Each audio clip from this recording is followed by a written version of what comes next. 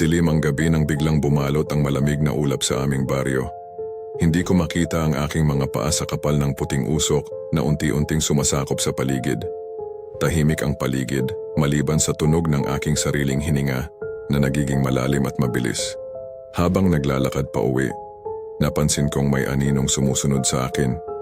Mahaba, baluktot, at tila lumulutang sa lupa. Tumingin ako sa paligid, ngunit ako lang mag-isa sa madilim na daan.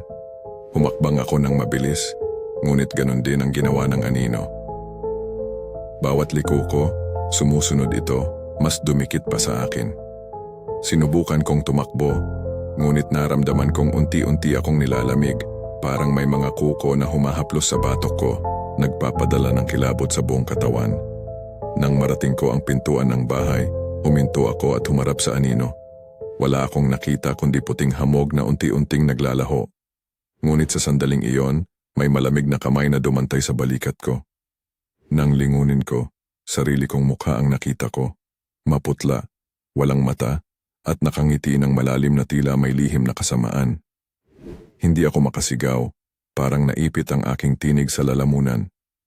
Sa huling sandali, narinig ko ang bulong, "Dito ka na rin." At sa hamog dalawa na kaming anino. Magkasabay na naglaho sa dilim.